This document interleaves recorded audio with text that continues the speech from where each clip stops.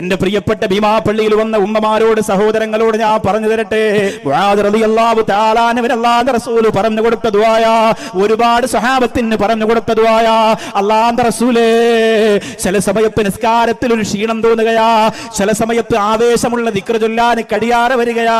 അല്ലാഹുവിന്റെ റസൂൽ പറഞ്ഞു കൊടുത്ത ദുആയാണ്, അല്ലാഹുമ്മ ഇന്നി അലാ ദിക്രിക വശുക്രിക വഹുസ്നി ഇബാദതിക വതൗഫീഖി ത്വഅതിക വഈമാനിക യാ അല്ലാഹ്. ഉമ്മമാരെ, നിങ്ങൾക്കറിയാ, പക്ഷേ നിങ്ങൾ മറന്നുപോയി. എങ്ങനാ നിങ്ങൾ മറക്കാതിരിക്കുന്നത്? അത് ചൊല്ലാൻ അവസരമില്ലല്ലോ, അത് പറയാൻ നിനക്ക് താല്പര്യമില്ലല്ലോ.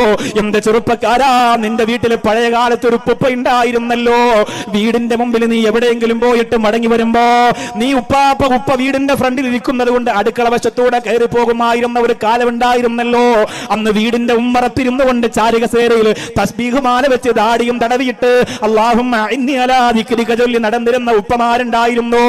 അവര് ചൊല്ലി കൈമാറി വന്ന അദ്കാറുകളെ കബറടക്കി കളഞ്ഞ പ്രിയപ്പെട്ട ചെറുപ്പക്കാരാ, ആ കബറടക്കിയ മണ്ണിന്റെ അടിഭാഗത്തിരുന്ന് കഞ്ചാവ് കച്ചവടം നിനക്ക് ആരാ പഠിപ്പിച്ചിരുന്നത് മോനെ? ഇന്ന് കള്ളൊരു വിഷയമല്ല, ഇന്ന് കഞ്ചാവ് ഒരു വിഷയമല്ല. സുലഭമായി ലഭിച്ചുകൊണ്ട് അതിന്റെ ലഹരിയിൽ ലോകം മുഴുവനും പറന്നു നടക്കുന്ന പോലെ, പറവകളെ പോലെ അള്ള വേണ്ട, റസൂല് വേണ്ട, ഉറൂസ് വേണ്ട, ഭീമാ ഉമ്മ വേണ്ട, മഹീന അബൂബക്കർ സയ്യിദ് അവറുകൾ വേണ്ട, ആരും വേണ്ടാന്ന് പറഞ്ഞ് വേറെ ഏതോ ലോകത്തായി ജീവിക്കുമ്പോ പൊന്നുപോലെ മടങ്ങി വാ മോനെ. നിന്റെ രക്തത്തിലേക്ക് അല്ലാഹുവിന്റെ റസൂൽ എന്ന ലഹരി കുത്തിവെക്കടാ, നിന്റെ തലയിലേക്ക് സുജൂദ് എന്ന കഞ്ചാവ് കുത്തിവെക്കടാ, നിന്റെ ഹൃദയത്തിലേക്ക് ഈമാനിന്റെ പവർ കുത്തിവെക്കുമോനെ. എന്നിട്ട് ഉമർ ഇബ്നു അബ്ദുൽ അസീസ് റളിയല്ലാഹു അൻഹുവിനെ പോലെ പൊട്ടിക്കരയാൻ തുടങ്ങിക്കോ. എന്നിട്ട് മഹാരഥന്മാർ വരച്ച് കാണിച്ചു തന്ന മാർഗത്തിലൂടെ, ആത്മീയതയിലൂടെ മുന്നേറാൻ നോക്കിക്കോ.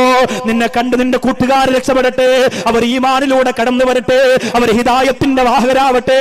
അവര് നീ മരിക്കുമ്പോ കള്ളും കഞ്ചാവും ഉപയോഗിച്ചുകൊണ്ടല്ല നിന്റെ മുമ്പിൽ വരേണ്ടത്.